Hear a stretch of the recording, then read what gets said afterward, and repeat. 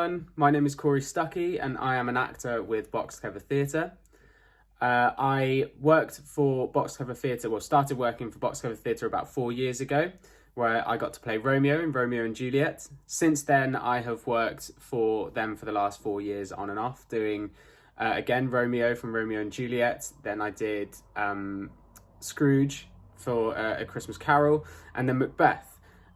In Macbeth. Now, the speech that I'm going to be doing for you guys today is from Macbeth.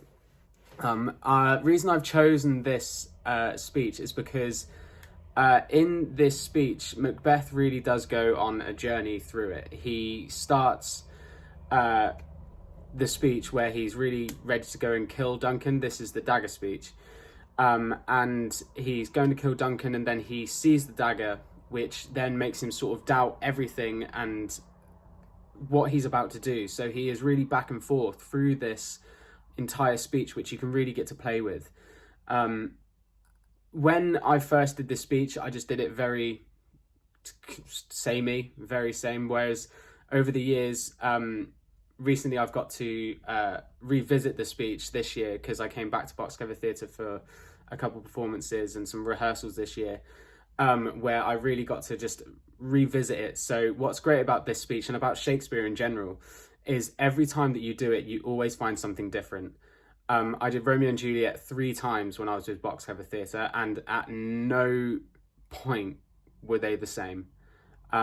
So what's great about this speech is the fact that you can just do it so many different ways, find so many different ways of doing it, and really just enjoy it. So normally I do this with a set, with costume, with everything.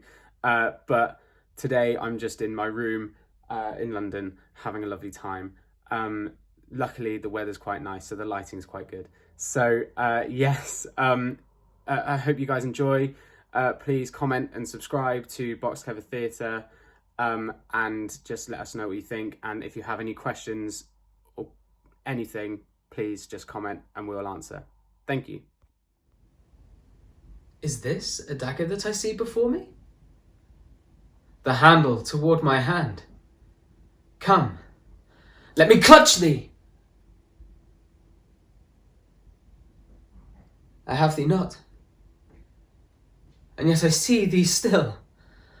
Art thou not, fatal vision, sensible to feeling as to sight? Or art thou but a dagger of the mind, a false creation proceeding from this heat-oppressed brain? I see thee still, but on thy blade and dudgeon gouts of blood, which was not so before. There is no such thing! It is the bloody business which informs thus to mine eyes. Thou sure and firm set earth, hear not my steps which way they walk, for fear thy very stones pray to my whereabouts, and take the present horror from the time which now suits with it. Whilst I threat, he lives. Words to the heat of deeds too cold breath gives. I go, and 'tis done. The bell invites me.